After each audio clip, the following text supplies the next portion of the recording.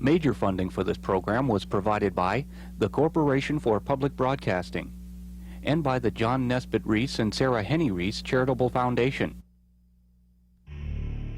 On a warm, moonlit August night in 1852, 10 years before the outbreak of the American Civil War, two wooden steamships heading in opposite directions bear down on one another out of the darkness. Aboard the palatial paddle-wheel steamer Atlantic, the majority of crew and passengers slept while the officers changed watch in the wheelhouse. What have we got out there, lad? Met a downbound schooner just abeam of Long Point. Except for that, all's been quiet, sir. Good. Carrying cargo and immigrants, the Atlantic continued on course, headed for the westward frontier. Meanwhile, the crew of the oncoming ship, the Ogdensburg, makes a fatal mistake by not reacting when they first spot the Atlantic off in the distance. Just hold your course. Let's see what she does. Sir? There's a light off the boat! For God's sake, get her over! Realizing that a deadly collision could not be avoided, the officers of both ships prepare for the worst. It's too late!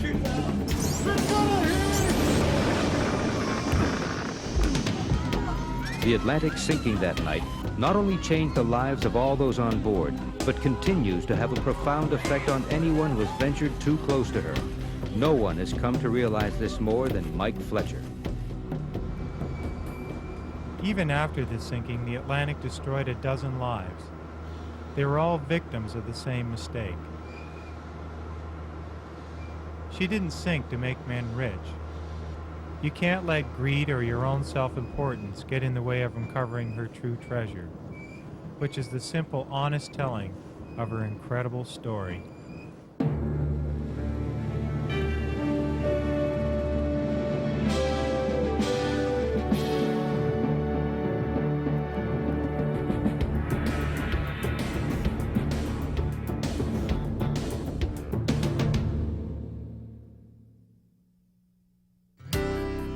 From his home base in Port Dover, Ontario, Mike Fletcher dives professionally for a large gas and oil exploration company on Lake Erie. In his spare time, he takes a busman's holiday. His passion is searching the depths of the lakes for the remains of ships that have sunk there. A diversity of wrecks, from very early French barks to huge steel freighters, are strewn about the bottom of the treacherous waters of the lakes. But no other shipwreck captured his imagination more than that of the Steamship Atlantic. Ever since he read the story of that doomed vessel when he was in high school, his one desire was to find it. Mike spent years patiently gathering clues as to the Atlantic's exact resting place. Of course, finding any shipwreck is exciting, but something that I find equally important is delving into that ship's past. And in the case of the Atlantic, it's just such a great story. But knowing that that story comes from the pages of recorded history is what makes it really fascinating. Dr. Joseph McInnes is recognized internationally as an expert on deep-water exploration. Best known for his work in the Arctic and his involvement with the world's most famous shipwreck, the Titanic, Dr. McInnes has also written 5 books on the oceans, as well as articles for Scientific American and National Geographic. In the Great Lakes and St. Lawrence River, there are some 6,000 shipwrecks, each with their own special story. But in Lake Erie, there's a very special ship, the Steamship Atlantic, that was both functional and beautiful, that was the highest expression of the art and the science of a long ago time. From her proud bow to her wooden stern, from her deep-running keel to her crystal chandeliers, she was the epitome of Victorian opulence. The Atlantic was one of the proudest ships of her day when steamships provided the main road to the west. She's still down there, preserved by the deep, cold water of Lake Erie, and ironically, because of her tragic end, she is the last of her kind. The other ships from the golden age of Great Lakes steamboating have long since passed into history. While there are hundreds of shipwrecks in the lakes, few compare with the Atlantic. Her state of preservation and incredible story put her in a league all her own.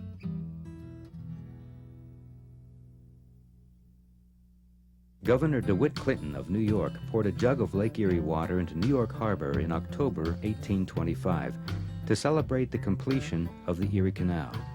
It symbolized the opening of the door to the west. Well, the Erie Canal made possible travel into what was then the West, Ohio, Indiana, and Illinois via the lakes. There was no real road system at the time. The roads were very primitive, and many of them were Indian trails.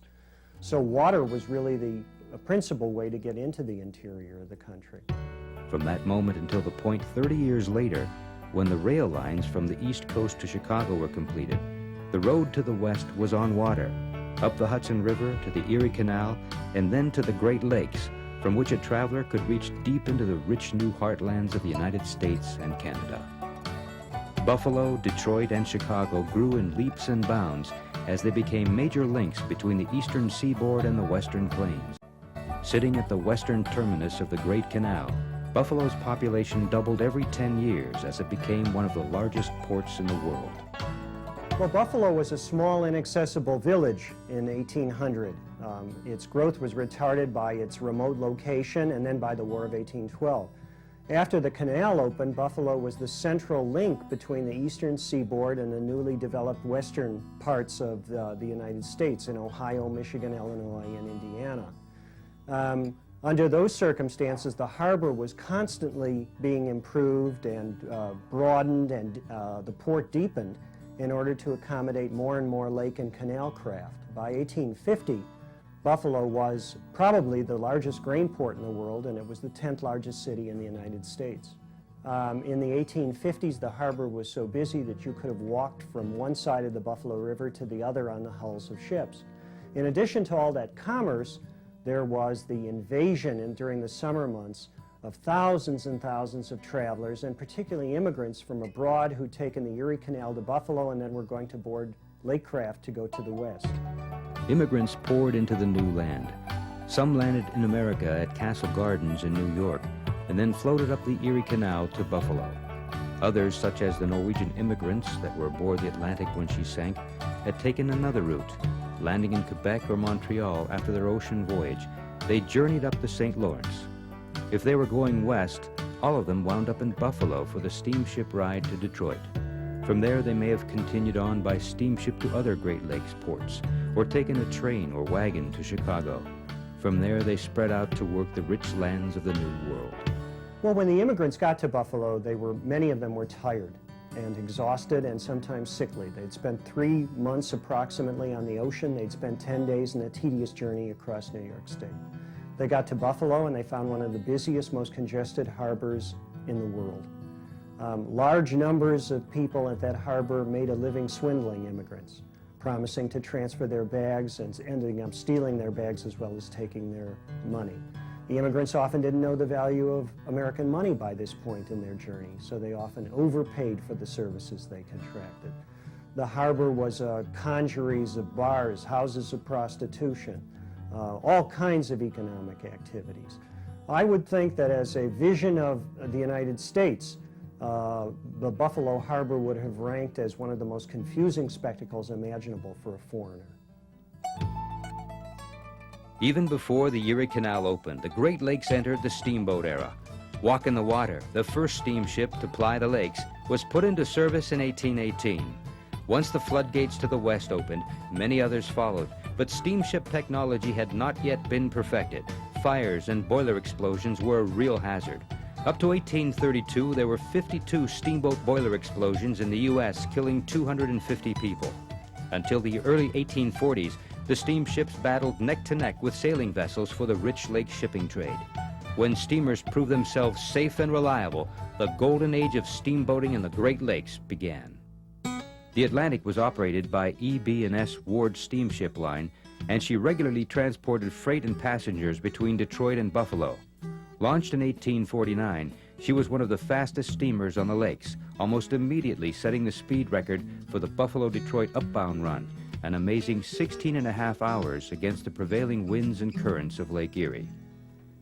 267 feet in length and roughly 60 feet across at its widest point, the Atlantic was a slender needle cutting through the waters of Lake Erie. With an unloaded weight of 1,155 tons, the Atlantic required a powerful single-cylinder engine with a 12-foot stroke and a piston 5 feet across, providing the necessary horsepower that propelled her so swiftly through the waters of the lake. On the evening of August 19, 1852, Captain J. Byron Petty cast off from the docks at Buffalo and sent the Atlantic steaming to her fate at full speed.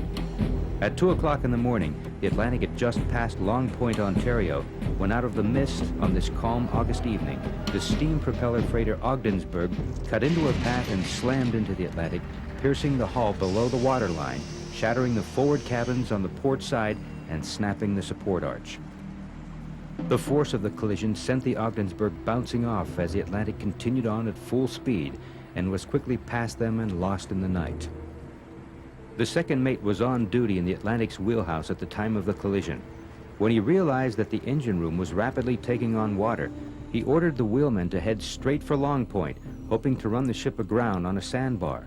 But as the bow began settling into the water, the engine fires were quenched and the Atlantic lay dead in the water.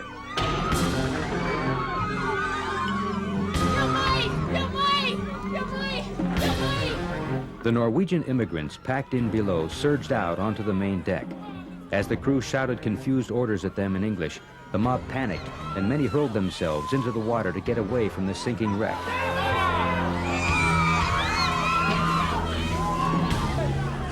The lake became a boiling mass of bodies grabbing onto anything, including one another, to save themselves.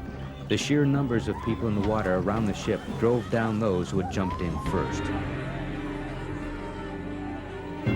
You are James Blodgett, first mate of the Steamship Atlantic. Yes, sir. Please state what occurred on the night in question. I was cast out of my berth by the collision. I went to my door and found it would not open. So I quickly drew on my boots and kicked it open. I ran to the wheelhouse, where the second mate had ordered the wheelman to steer for shore. He had gone to see what damage we had sustained. After reporting that we were taking on a great deal of water, he went to lower the lifeboats. The first lifeboat pitched nose first into the water and came up filled. Had the persons on the steamer jumped into the water and held onto it, it would have kept them up. But they rushed over every obstruction, and pouring into the lifeboat like so much grain from a hopper, all went down together. As people were running all over the ship, an old woman stopped to ask me if I would retrieve her carpet bag from her cabin. I begged her to think only of saving herself, not to worry about anything else. The last I saw her, she was trying to get below to retrieve her bag. The lifeboats were of no benefit. The first capsized when it was lowered into the water. Some of the crew seized the other two, and amidst the agonized cries of us who saw our last hope cut off, left the sinking ship to her fate. The passengers were in two groups. The one astern, mostly cabin passengers. A large portion of the immigrants were forward and drowned in a body as the bow of the ship sank. The boat filled rapidly, but about 20 or 30 feet of the hurricane deck remained above water to support survivors. I sank with numbers of people clinging to me, perhaps 16 feet. I could not swim and I thought I was dead. As if by miracle I caught hold of a rope, by means of which I regained the deck. Then I was pulled from my hold by at least 4 people clinging to my legs. The marks of the grasp of those poor souls are still upon my ankles. At this instant, I caught sight of the ship's clerk, Mr. McGivern, clinging to a rope. He kindly offered me a hand. The vessel now sank very fast. I clambered up the rope, and as I did so, those holding my legs relaxed their grasp and sank. Mr. McGivern was cool and collected. He remained upon the wreck and was the last man to leave it. Several, including myself, are indebted to him for their preservation. I found a table leg and a board to help keep me afloat while I swam to the lights of the Ogdensburg. As I was lifted into one of their lifeboats, I could hear the screams and gurgles of scores of swimmers in their last gasping struggles with death. Only by the grace of God did I survive, So many did not. A cross-section of humanity was on board this ship. The poor, the wealthy, immigrants coming from the old world to the new, mothers, fathers, sisters, brothers, all of them vibrant and alive. And after the collision, everything changed forever. The fascination with any shipwreck, especially those shipwrecks where there is loss of life, is that they give us a glimpse through a window into our own vulnerabilities, our own mortality. When the Atlantic went down, she carried a strongbox with $35,000 in cash and gold belonging to American Express. They hired Buffalo diver Johnny Green to attempt to reach the Atlantic and recover the safe. In his cumbersome canvas diving suit, Johnny Green was challenging the outer limits of the diving technology of the day. Aside from the danger of getting the bends, he encountered many problems with his air supply. The pumps had to be modified to get air down to him at that depth, and his air hose burst on more than one occasion. Even maneuverability was a problem. With no electric lights to help him, Green had to grope his way around the wreck. With the awkward hoses needed to supply him with air, he ran the risk of getting entangled in the wreckage at 160 feet. After many delays and problems, American Express called off the salvage attempt in 1854, but Johnny Green persisted. On August 20th, 1855, he went back on his own. Johnny felt that the gold shipment would be his to claim. 3 days later, he had sawed through the stateroom wall and pulled the safe onto the deck of the Atlantic and left it on the corridor deck outside the cabin wall. Now, with his prize so close at hand, he returned to the surface to get heavy rigging to attach to the safe. While he waited on deck eating a meal, he was suddenly racked with excruciating pain. Within moments, he was nearly paralyzed and unconscious. He was struck with the bends.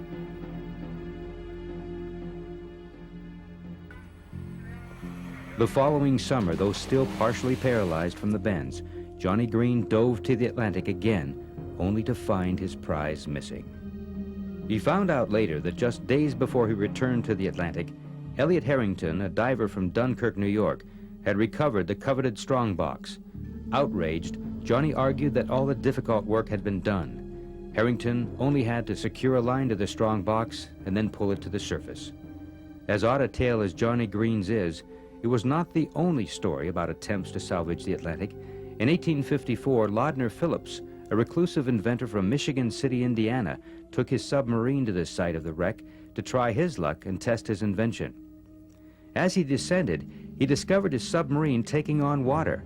After returning to the surface for repairs, Phillips lowered the sub on a line to test it. The sub broke open and filled with water. The line parted, and his invention went to the bottom to rest with the Atlantic, yet another historical treasure that might be found on the floor of the lake. 2 other salvage attempts on the Atlantic were made, one in the 1870s and in 1910 another, using clumsy one-atmosphere suits.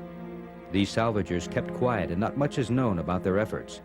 Mike Fletcher theorizes that some of the damage seen on the Atlantic today could have been caused by those early expeditions searching for treasure. What were those salvagers after? The safe that contained the $35,000 in American Express cash and gold was recovered in 1856 by Harrington. Later salvagers were after what could have been a bigger bonanza, the passengers' possessions resting on the bottom of the lake, packed in steamer trunks. It was likely that the Norwegian immigrants were carrying their life savings in gold. As far as anyone knows, that gold could still be down there. Mike Fletcher has explored the wrecks of 28 ships since he first started his hobby in the late 1970s. In the early years, the Atlantic eluded him, but he continued to piece together a comprehensive, historically accurate file dealing with every aspect of the ship. Over the intervening years, his quest for the factual details of the Atlantic's history took him to government files and archives from New York City to Chicago. Eventually, it was a tip from the commercial fishermen working out of Port Dover that led him to the resting place of the Atlantic. In particular, his friend and neighbor, Scott Bruley, came up with a fisherman's hookup which had snagged a trawler's net. In the summer of '84, the fish got to be a little scarce, so we started dragging in areas that we weren't accustomed to. And on that particular day, we were up the south side of the point, fairly deep water, and we were going along for the day, and a fairly hard obstruction come up on the colored recorder, and just from the experience of looking at these, that you realized it wasn't fish. And so we pulled our gear up rather quickly, and we were able to miss hitting it. A couple of weeks later, we got together with Mike, and we talked about the wrecks and hookups, and I mentioned to him that we'd found this, seemed like a fairly large obstruction out there, and we borrowed a friend's boat and, on one weekend and went out and went right to the Loran numbers, and Mike went down, and he can fill you in what he found. What really excited me is that once we got on the location, it was obvious that it was right in the search area that I had predicted the Atlantic would be found. But really thought it was just too good to be true. To go down there and see the side paddle wheel and see the hogging arch that I knew belonged to the Atlantic was a very, very exciting moment. And I know when I finally broke the surface and told Scott the news, we danced around the deck like a couple of little kids. But the thing is, we knew right away that it was an important find and that we had to involve other people. The commercial diving industry in Canada is not so large that you don't soon get to know the other people involved. And in about 1986, I met Dennis Barrington. He had an incredible background of working all over the world as not only a diver, but as a dive supervisor in saturation. And it wasn't that made me take notice of Dennis. It was the fact that like me, Dennis didn't see the Atlantic as just a treasure ship. And he realized right away that the Atlantic was something really worth working hard for. And so he has brought his expertise not only as a diver, but of somebody who looks at this objectively. Dennis isn't blinded by dollar signs, and it's not greed that drives him. And that's one of the things that makes us so compatible. He and I work very well together, and I'm really glad that he's part of this whole venture. Well, what really excited me about the Atlantic was here was an opportunity for me to utilize the experience I built up in 16 or 17 years in the commercial diving industry, and at the same time get into a project that would require and provide a whole new learning experience. I've spent most of my working career working in support of offshore oil exploration in the North Sea and off eastern Canada, and doing heavy salvage like the salvage of the drilling rig Ocean Ranger. Now with the Atlantic, we're looking at the same technology to put a man on the bottom and keep him there and return him safely, but the actual tasks and the support of those tasks is completely different. Where in a commercial environment, a diver may descend to the bottom, sling up a load which might weigh hundreds of tons and recover it in one dive. With the Atlantic, it may take many, many dives just to document what is in a particular area before the first grain of sediment is removed. We operate from Mike's boat to Kento, a 60-foot converted Great Lakes fishing tug. He's turned it into an excellent commercial diving vessel. It's equipped with a 48-inch double lock recompression chamber and surface applied diving gear. On the way out to the site, all the dive gear is checked and rechecked to make sure that it will function perfectly when the diver's in the water. And the divers suit up, two of them, one being a standby diver who will be available in emergency at a moment's notice. The divers wear dry suits with heavy insulation underneath to keep them warm and dry. And they're connected to the surface by an umbilical which carries air, a video signal, communications, power for their lights, depth monitoring, and a recovery line. The equipment is serviced and tuned before the divers go into the water. Every member of the dive team is responsible not only for his own gear, but for each other's gear. We make sure everything is working at 100% before any dive starts. The divers wear a Superlight 17 helmet, equipped with a color video camera on top, and surface-powered lights alongside. On his back, the diver wears a bailout bottle, which provides him with an emergency air supply. Once we're satisfied with the equipment, we go through a final set of checks to ensure that all systems and backup systems are ready for immediate use. The diver enters the water from the side of the boat and, following another quick set of checks, prepares for his descent to the bottom. As the diver makes his way down to the wreck, we can monitor him on the surface, and our cameras give us the same view as if we were in the helmet with him. The standby diver is kept informed of his activities so that he can be ready at a moment's notice. The diver's air pressure and depth are available at a glance.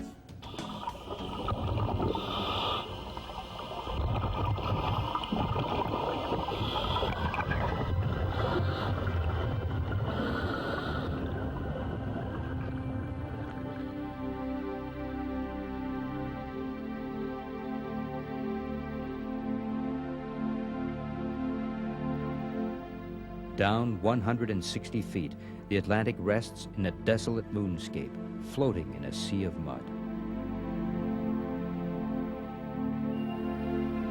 As Mike approaches the bow of the Atlantic, the craftsmanship and concern for details of her builders is immediately evident.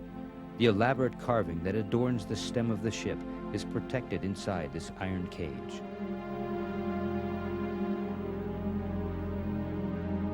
A second-story balcony supported by cabins located on the main deck.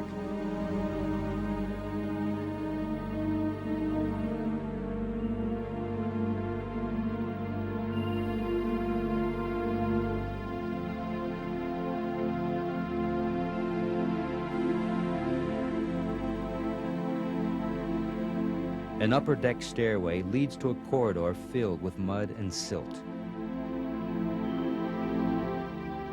What treasures and mysteries lie hidden here?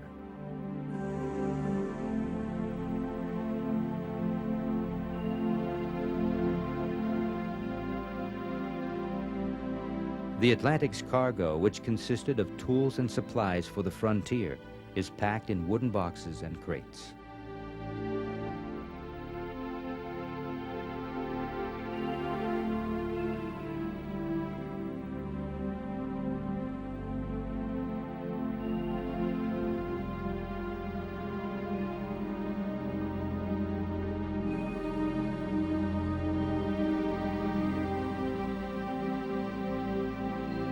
The once tall, prominent twin smokestacks have long since fallen and lie broken on the main deck.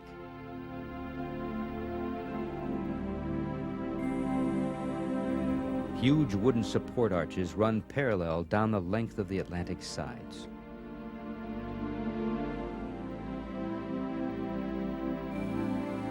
Looking down, we see the individual blades or paddles of the wheel.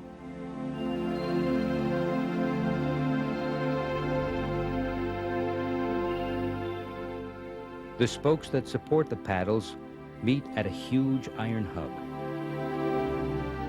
Looking up, we see the enormity of the 3-story high paddle wheel. Moving over the bulwarks, the main deck staterooms are complete except for broken windows, while the second deck cabins have fallen. A complete fisherman's trawl net drapes over the stern and looms upward toward the surface. Turning, Mike leads us back down over the stern to the main deck corridor.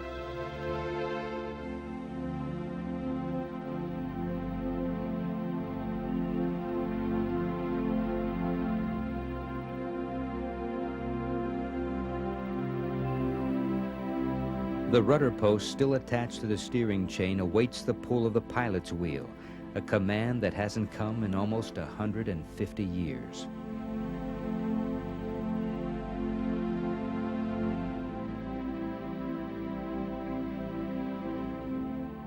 Once alive with hopeful immigrants and the wealthy traveling rich, the main deck corridor now lies silent and empty. While the solid white oak hull of the Atlantic remains completely intact, much of her upper deck and cabins have collapsed onto themselves. Now, this hull acts as a giant bowl holding the fixtures, furnishings, and personal possessions once contained in the cabins.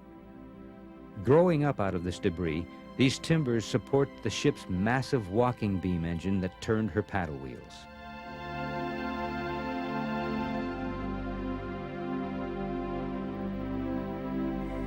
The iron portion of the engine is deeply encrusted in zebra mussels. While these controversial creatures have given us this incredible improvement in water clarity, science debates the effect they will have on all of the bodies of fresh water in North America.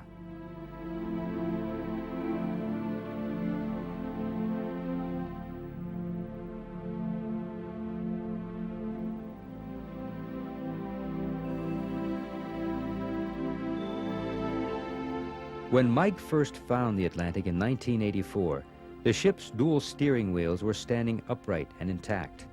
They have since been knocked over and the bottom wheel smashed. Whether caused by man or nature, this only demonstrates the need for a common-sense approach to the documentation and preservation of the ship. This iron tank has been chained and padlocked to the wreck by Californian salvagers. At one point, their diver claimed it was a lost submarine from 1853. Throughout the Atlantic's 3 deck levels and down her 260-foot length, so much of this ship remains untouched. The question lingers, what is the future of this ship? Will her thousands of artifacts remain buried and untouched forever, or will they become the objects of profit within the black market? Or is it possible they will become the centerpiece of museum displays, recovered through scientific process, the tools of education and storytelling?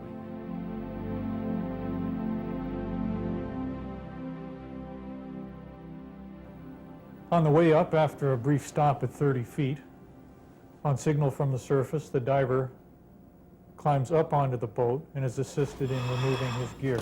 He has approximately 7 minutes from the time he leaves 30 feet to undress and climb into the recompression chamber and be repressurized to a depth of 40 feet. Everyone assists with this operation so as it can be done quickly and smoothly. Look, get a good look at that forward section. And the gear is taken off quickly, Pretty much as we figured. but carefully.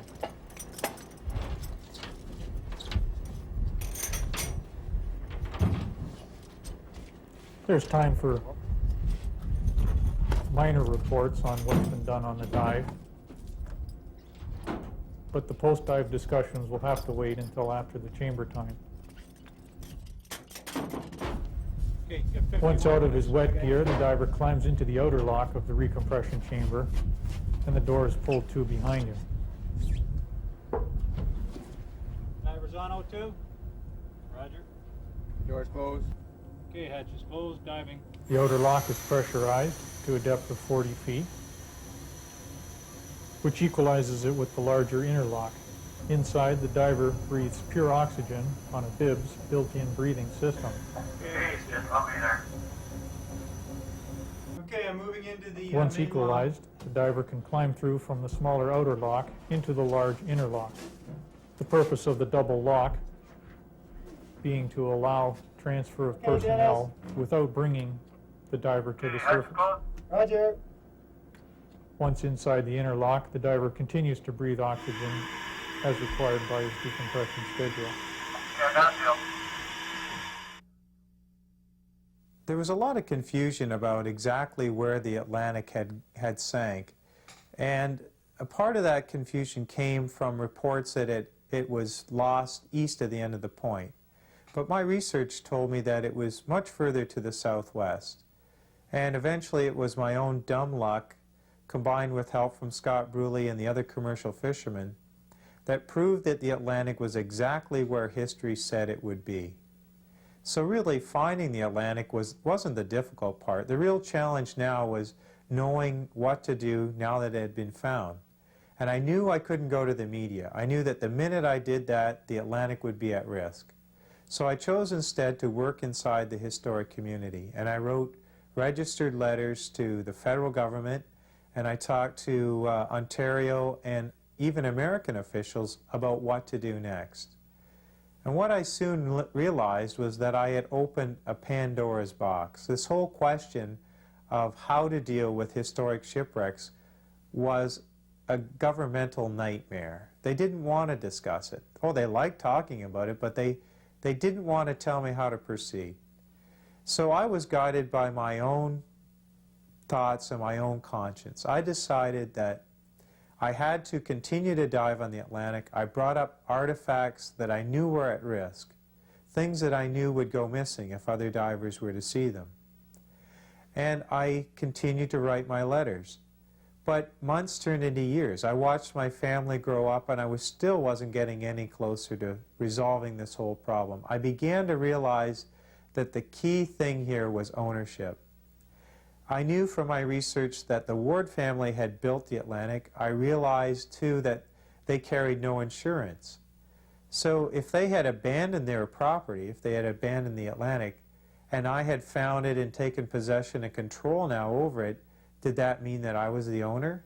Of course, this is a sort of thing that made the government officials shudder and even drove them further into the shadows.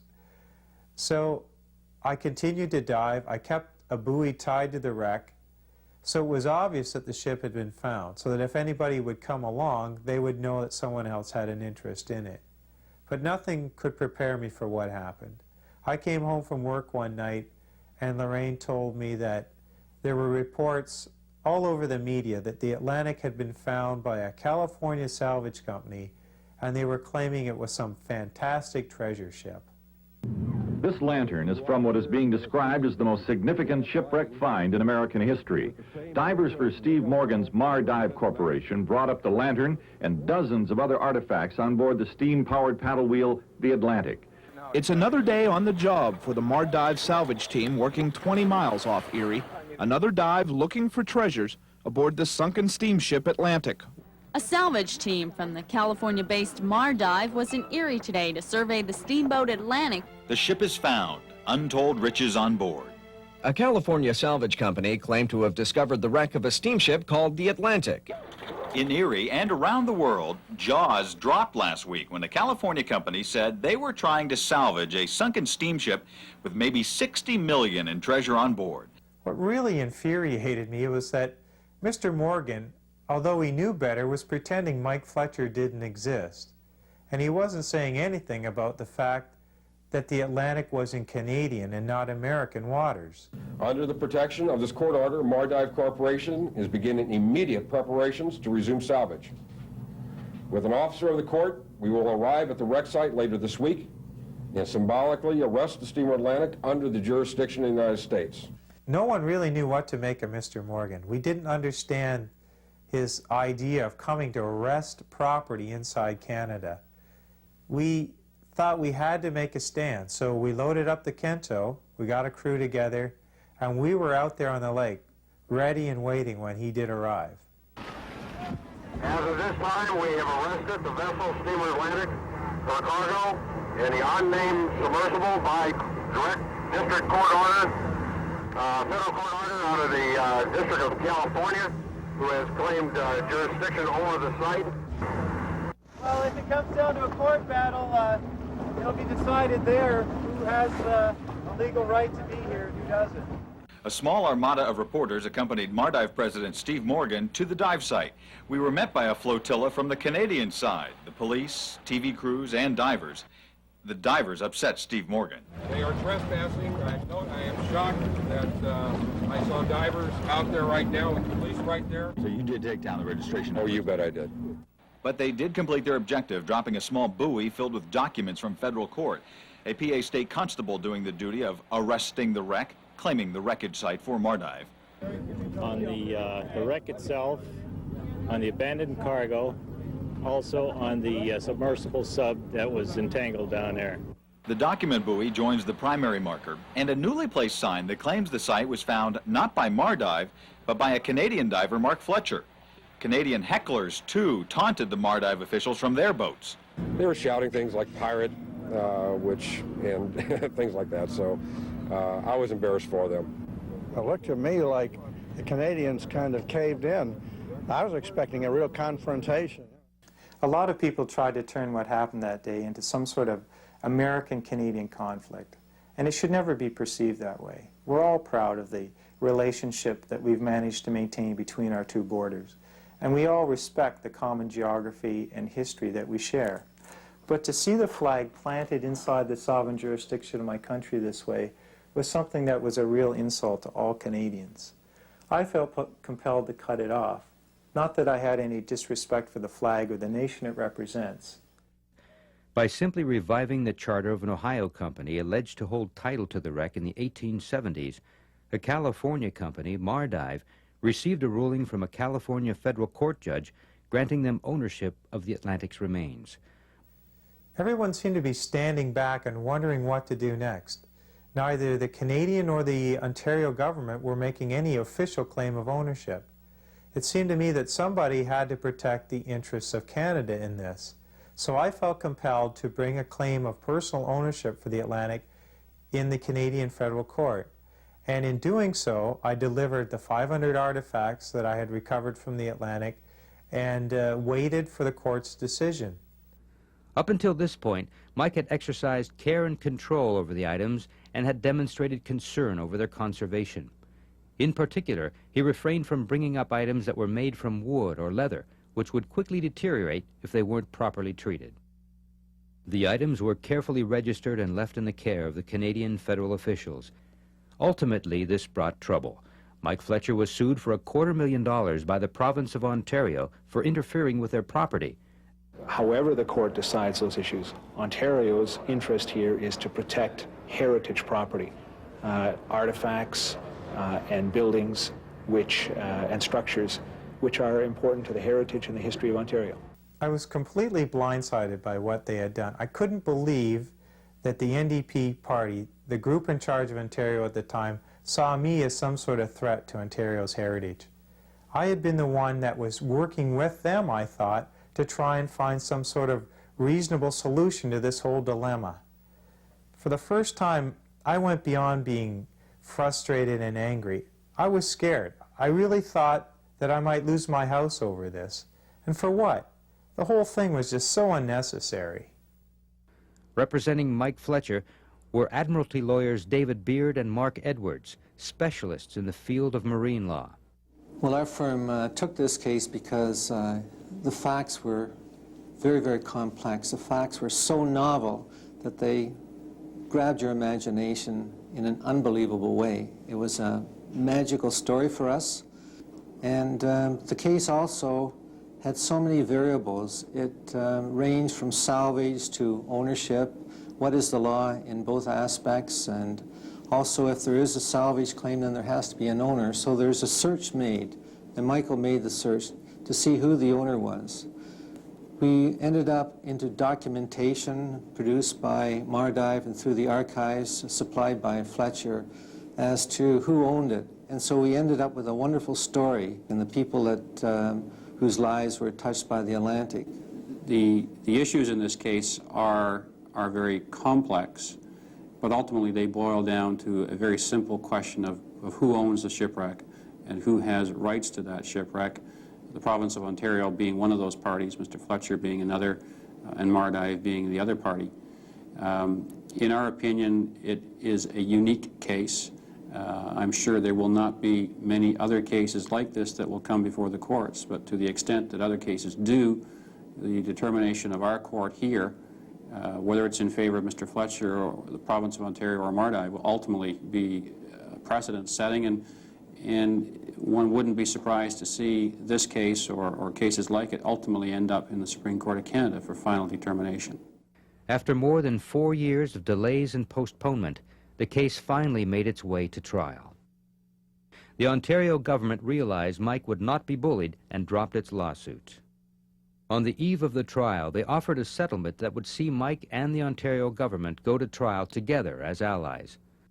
Following 5 weeks of litigation, the case ended with His Honor, Judge Lieseman, concluding that his decision would follow a lengthy deliberation. After 6 months, there was still no word on His Honor's decision, which clearly demonstrated the complexity of the case. The fact remains that I brought up 500 pieces of china from the ship. Whether you agree with what I've done or not, I was glad for the chance to deliver those to the federal authorities. And I believe that those artifacts were, and the artifacts on the wreck continue to be at risk.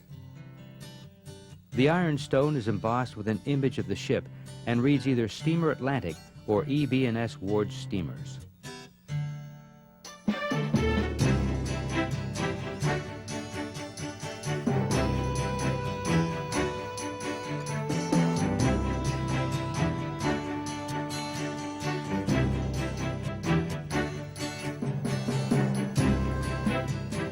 rare because of its age.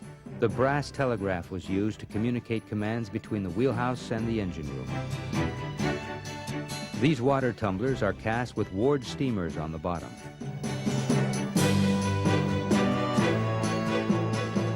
While one would expect to find silverware on board, these steel pieces are stamped with the name of the ship. These blue pigeons, or sounding leads, are thought to have been lost by early salvagers.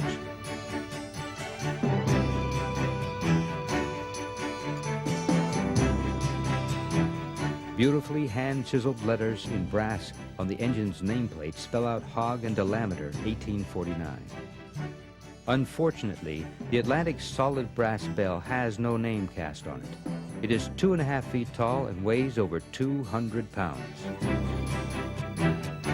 The items were carefully registered and left in the care of the Canadian federal officials, but the question remains. Should the artifacts be on public display, or should they be returned to the wreck site? On one side of the debate, whether to leave things on the bottom or to bring them up, we have to remember that the museums of the world, the maritime museums of the world, and the other museums as well, are filled with artifacts from Egyptian times, from Greek times, each one of them telling us its story about where it came from and the people that created it.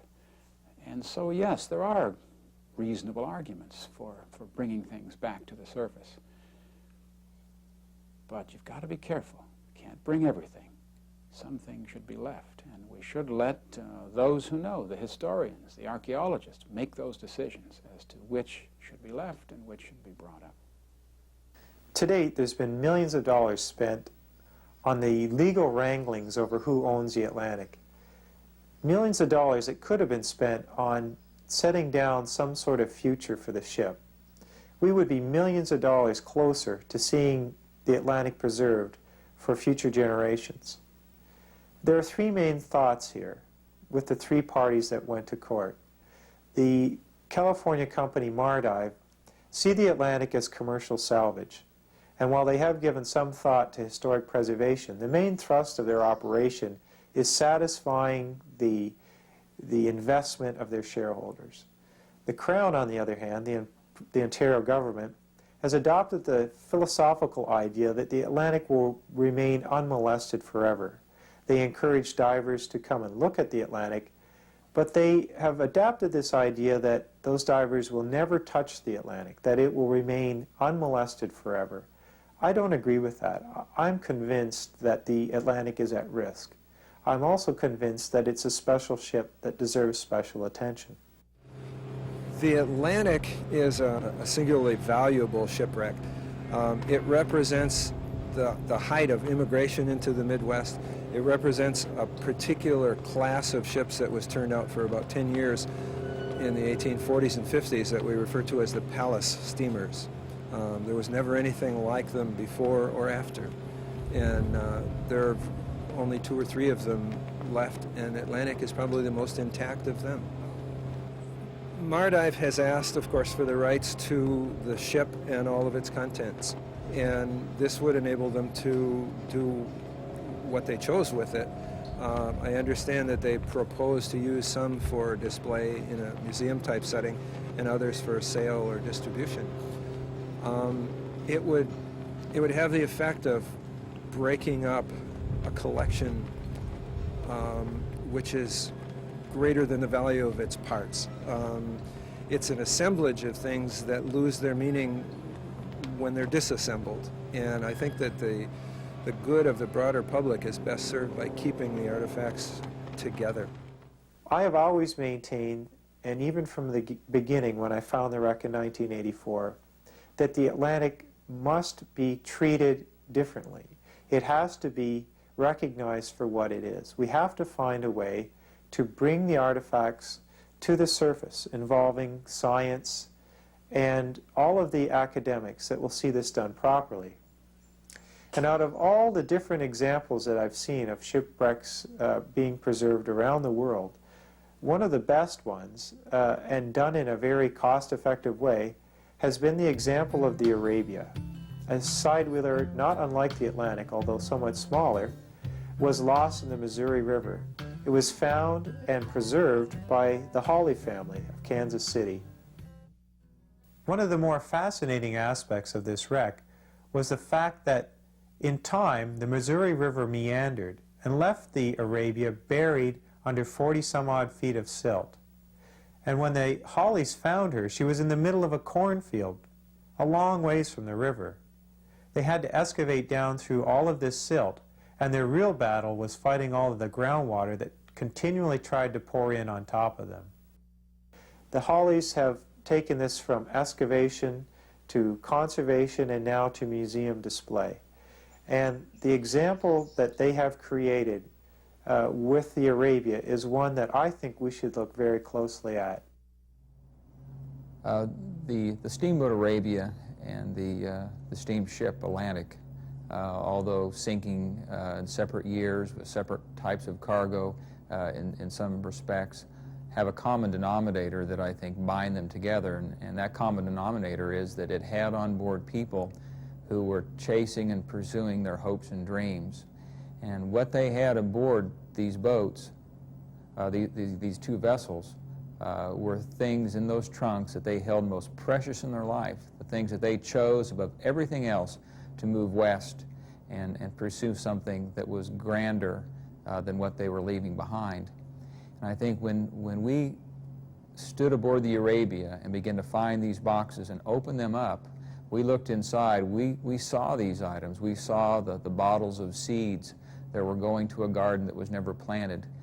We saw the doorknobs and the locks for houses that were never built. And we truly realized their loss at that point. And I think the Atlantic would also bear that same significance. I think the test of that would be in the personal boxes that you'd find on the Atlantic like we found on the Arabia. Each one of those boxes told a story about the family that owned it, and probably of all the things that we found on the Arabia, the personal boxes were the most exciting, the most interesting, and I'm sure that that will be so with the Atlantic too. And I think anyone that finds an object of historical significance has to try, and it's not easy because it's something that we're not born with. It comes through experience, but they have to try to look at the big picture and the significance of that artifact as it pertains to society. Well, I guess as long as there's going to be shipwrecks, there will be this controversy between preservation and commercialization of a shipwreck. I don't think it's a problem if you make a film and do it in good taste, or write a story, a book, and do it in good taste. I keep coming back to the primary audience, who were the people on board the ship. And I would ask myself, before I proceeded in any shipwreck and what is to be done with it, is how would the people feel who were on that ship as to what was happening? I think they would approve of a good film and a good story and the preservation of the wreck in good taste. I don't think they would applaud the commercialization of a shipwreck. I believe that here on the Great Lakes over the next 20 years, we're going to see an explosion of shipwreck discovery. And we have to be prepared for this to happen. We have to bring all of the groups together and collectively find a mechanism that will protect the wrecks in the best interests of the public.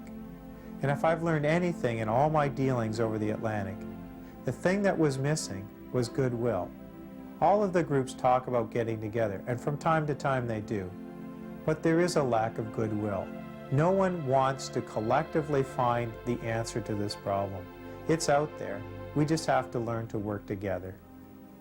Mike Fletcher is one of a kind. He climbed down into the secret pit of a lake and discovered a ship that belonged to a different century. And today he's surrounded by his admirers and his detractors. His admirers smile at his courage and his determination and his insight. His detractors say that he made mistakes. Well, of course he made mistakes. Divers make mistakes. One of the things, however, about his detractors is that they're all joined by one thing. They're a little envious of his discovery. Despite the many opinions over what is best for the future of the Atlantic, the one thing that everyone seems to agree on is that the Atlantic must be preserved for the future either in a watery state or in a museum. Not only the timber of the hull or the machinery of her decks, but the thousands of artifacts still contained in the remains of the salons and staterooms, items packed into drawers and crates, all the implements and tools needed for the frontier. The clothing, personal items, and family heirlooms of the immigrants were carefully tucked away, never intended for an endless journey. All these items will tell us something about who they were and where they were going. A tangible collection of information that would give all the written words, photographs, and drawings real meaning. Not the realm of private ownership, but information and material objects to be shared for the sake of education and entertainment for generations to come. A common sense approach where each of the interest groups gives up something so that collectively the Atlantic can live on in the best interest of the public, both past and future.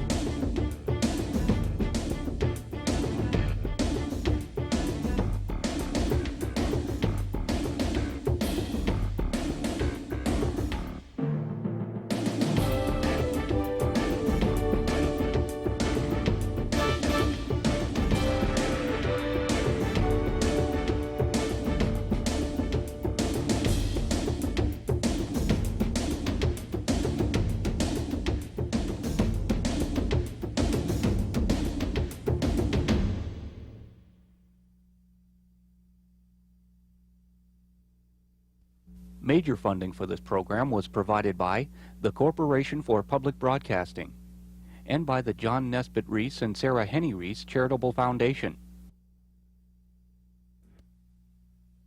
For a VHS copy of the Saga of the Steamship Atlantic, send a check or money order for $24 to Steamship Atlantic in care of WQLN, 8425 Peach Street, Erie, Pennsylvania, 16509. Credit card orders are also accepted by calling 814-864-3001.